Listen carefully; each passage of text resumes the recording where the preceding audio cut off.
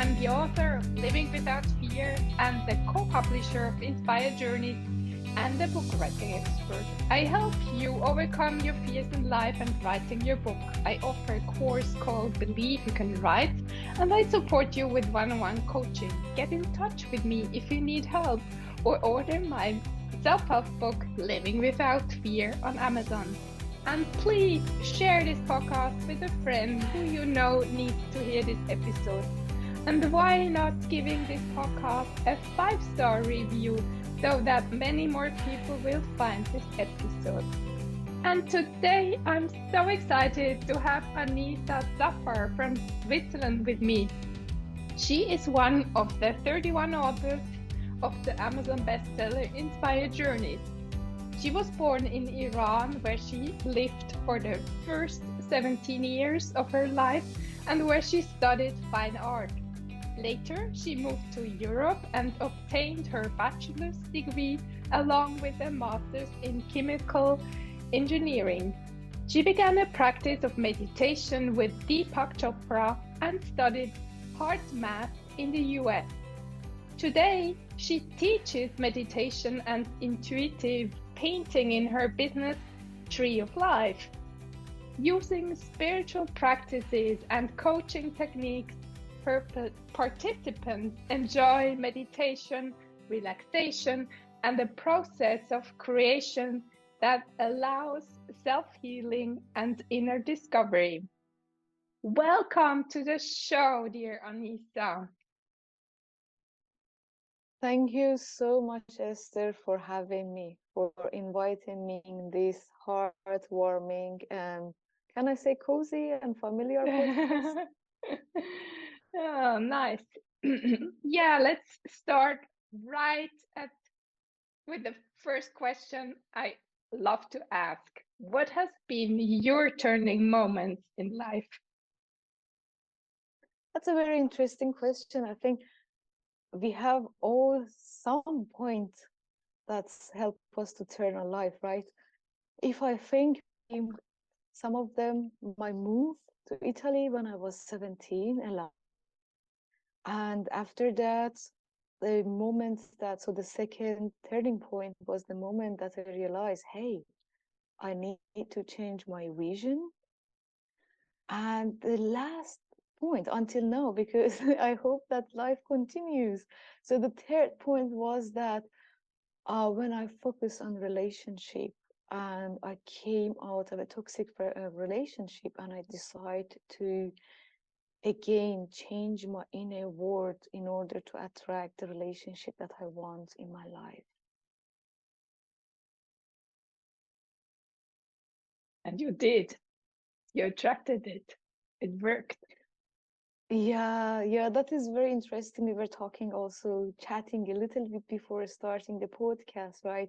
It became really my slogan, change your inner world and the outer world will transform magically. It is not something that is not, let's say, tangible. So when we start to working in our inner, let's say, inner world, inner values, our vision will transform, right? And then the possibilities and the people that we meet, the action that we take, and our thoughts, will change so enormously, then it makes it obvious that our outer world, outer reality change, right? So it's a sequence of, it is very scientific actually.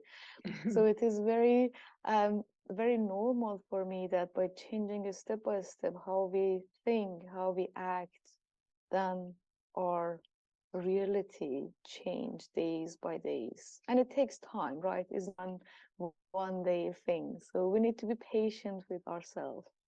Yes, very beautifully said. Patience, huh? But just let's go back to Anisa at 17, just to get to know you a little bit. How was your world, your inner and your outer world back then? Good question. So I'm coming from a very spiritual, right? I think that I had my good basis of my fate, fate meaning in a general term that I'm kind of protected, the universe will help me if I ask for help. So my family gave that and also kind of inner love to me. So I left my family and my country and moved, and I had these two gifts that I brought with myself, right? It was kind of, I don't know if I can call it shock or maybe not. I was so drawn by my studies, by integration, that sometimes I even didn't have time to think about how Anisa is feeling, right? How am I feeling? I was so busy by doing, right?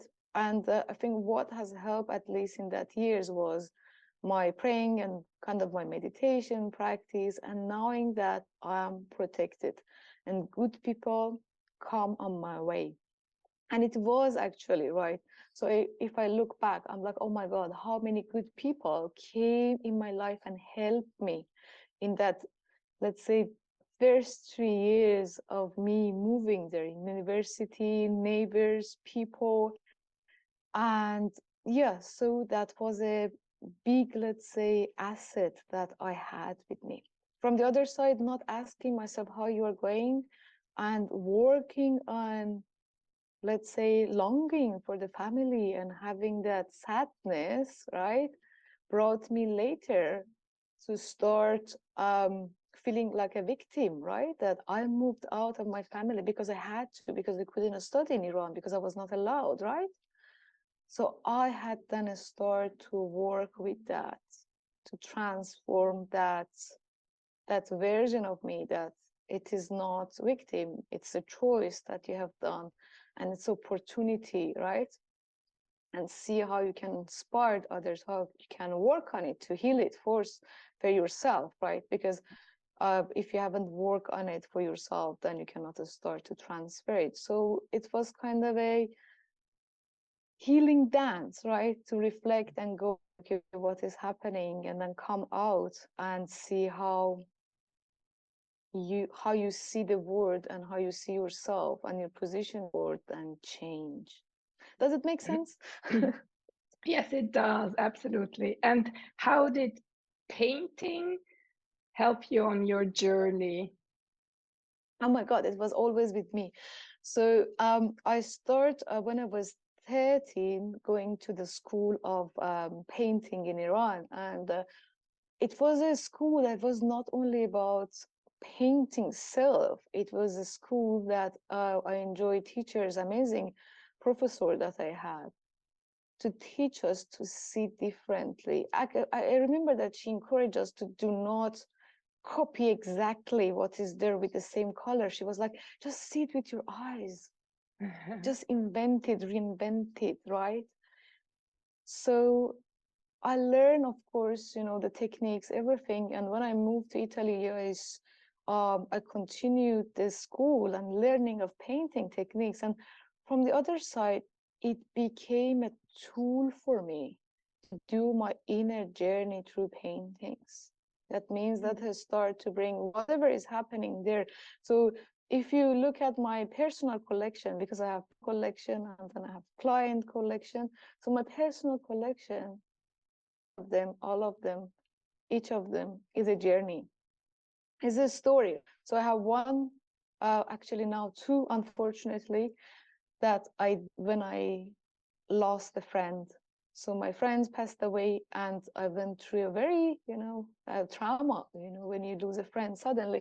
So I start to paint that and put all my trauma, sadness, whatever griefs comes out into the painting.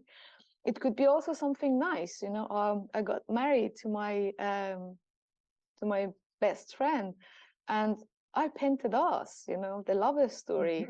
So whatever important things for me that I needed to talk about it, and it was beyond the words and beyond the writing or talking, it went to my painting. So painting helped me to digest emotions, to work around it, to to transform it and to see it also with grief and sadness.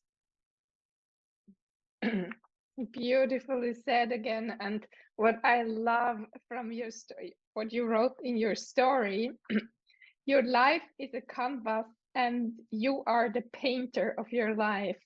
I love what you expressed with that. Do you want to say a little bit more about it? Yeah, so I think sometimes, so I see the word like that there are of course stuff that they're not under our controls, right? Now it's a day, so it's not on my control. I cannot turn it night, right?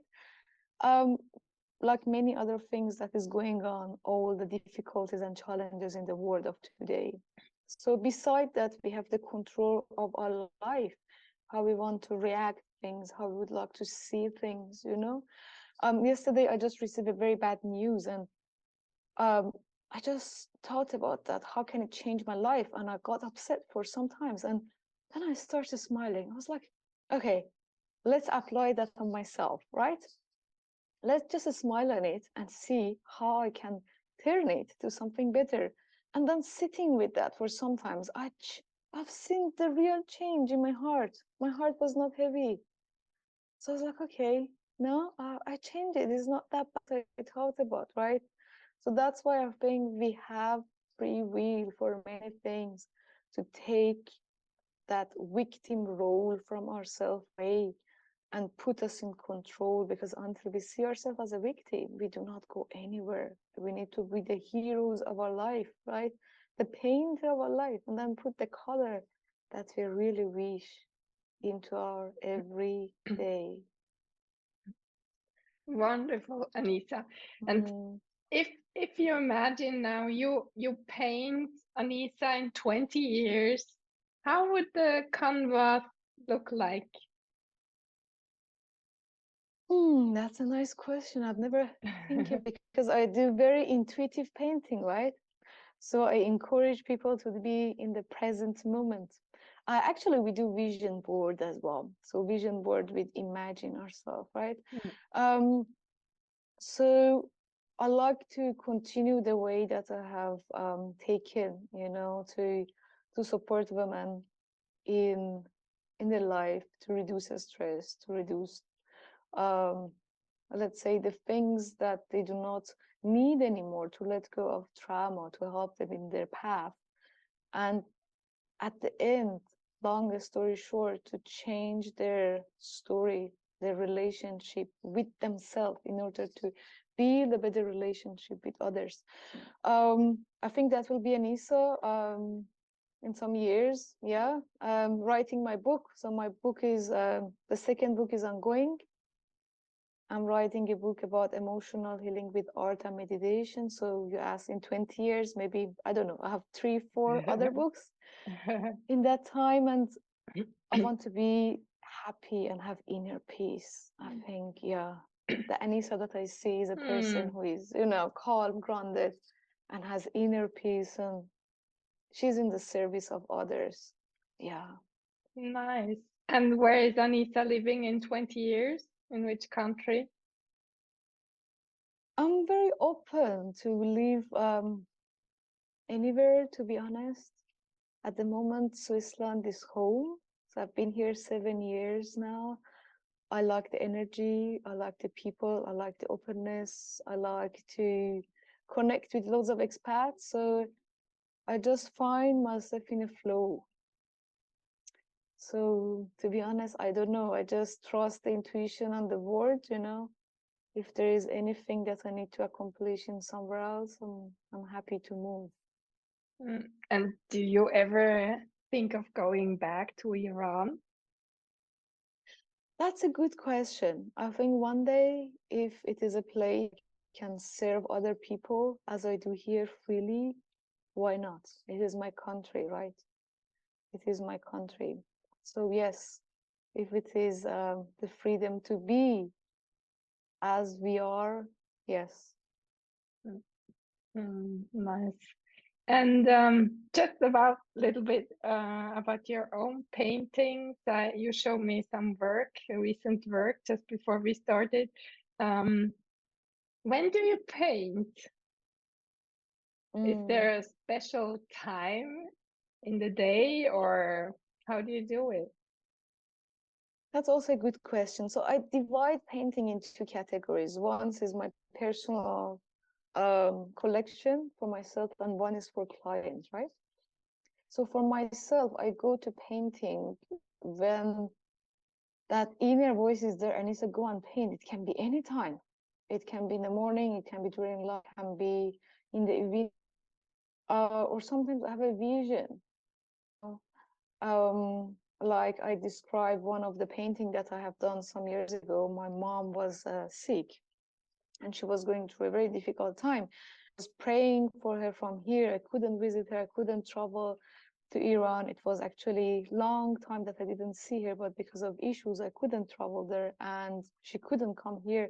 So what I have done, I just prayed for her, talked to her regularly, and I visited some holy places and I went to Maria Stein in Basel. So for praying, right? I can pray anywhere, right? Any holy places for me is holy. And there I had a vision of like a blue angel. And I came back home and I said, I need to paint that, right? So I sit up and I paint for hours.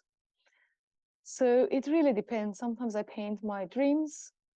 Something comes and I need to paint. So that's it. If I paint for client, I try to have a good energy. So I sit there when I have a good energy, good vibes, and I connect to the energy of a person. Say, okay, that person wants something, for example, reborn, right? Or I had a client who lost his son and she wanted something to uplift her, right? So then I try to connect to her energy and say, okay, what is her need? What she likes to see every day as a color. So then I go through that at a time of day that I have a really good energy, right? So nice. And when the people see your painting they ordered, what do you hear as feedback? Or At the beginning, they say, oh my God, that's very colorful. So then they need to look into that and they ask, what does it mean? And then I ask them, what is your feeling that you get, right? It is valid. The meaning that I have, it's also valid.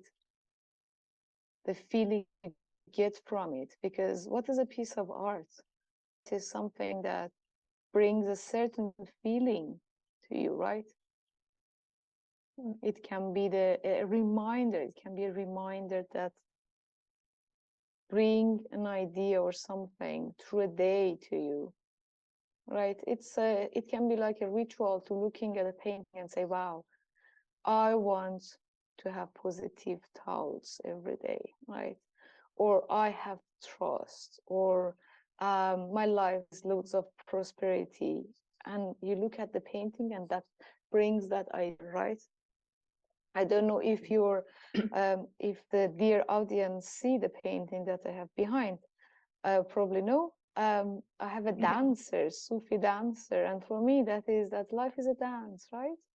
So it's a reminder for me when difficulties come as Anisa, that goes away as well. Dance with it. So I feel that smoothing. So yeah, that is what I get also from the other people when you start to discuss about it. And that is the reason why they order it, because they want a certain feeling or reminder during the day, during every time that they look into that art, right? I imagine it's so beautiful when people order paintings from you. They maybe have a certain expectation, and then you probably paint something totally different. And you, as you told now, you introduce them to your painting and to work with it. I think this is beautiful. Yeah, yeah. I think they know how the paintings and colors are, and when they come to me, they kind of have a trust. So we get to know each other, and if they have a wish, of course, they bring it. Otherwise, they just let it to me. to bring that feeling for them, right? And how do you combine the painting with meditation? Do you want to tell something about that? Absolutely, that's a very interesting point. So meditation is something that when people hear about it, some people are like, oh, no, I cannot sit. No, I don't have time. No, don't ask me. I cannot gather my thoughts. So working many hours, many years on meditation myself and taking courses and classes, seminars, I learned different type of meditation, and most of them they ask you kind of to sit, right? Of course, there is walking meditation, there is mindfulness, and beside that there are many type of meditation that they ask you to sit. Observing myself that when I paint, I'm in such a flow, that everything can happen around me and I'm in my world. I start to why I cannot bring that to other people, because they need to experience that. It is something that is calm to the mind. And from the other side, from the scientific point of view, when your hands and your eyes are doing same things, kind of same goal, your nervous system start to relax, right? That's the second things. And then it's creativity. You start to create something. And when you start to create, your self-confidence start to increase because you are the creator again, right? You're in control and you see, oh my God, I can change it, I can transform it, I can do something with it.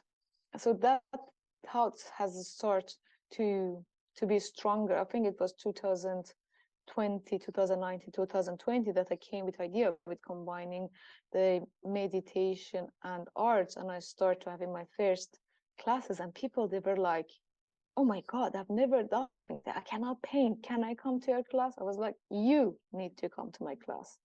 I want exactly you, that you say, no, I don't want the artist. I don't want someone who knows the techniques, because then you start to.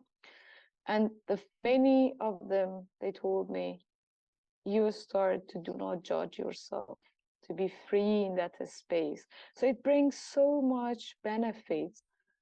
I think it just brings that a state of joy and being in a flow that you can do anything after, right? So I use it as a coaching. I do not call it therapy, but I use it as a coaching of inner world.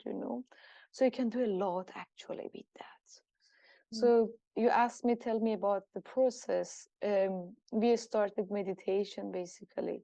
And then after meditation, and sometimes a dance, to make the people free. And after that, people start to paint and I guide them through the whole process. So nice.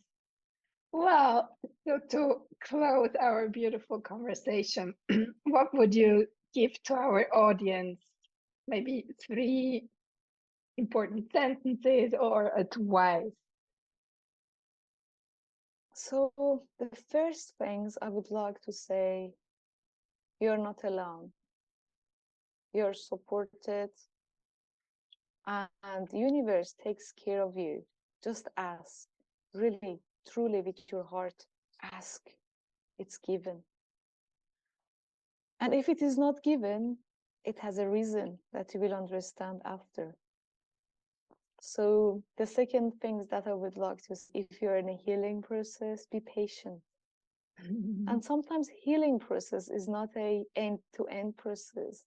It's something that it is continue. You work on something, you say, I've forgiven this person. That's so nice. After a year, it comes up. That's fine. You're a human being. So be patient with yourself. And the last things, that's the same as Logan, change your inner world step by step, by your thoughts, exactly what you're thinking now. Just observe that, how you're talking to yourself. And then your action will change, and looking yourself will change, and you attract new people and new opportunities into your life. So beautiful said.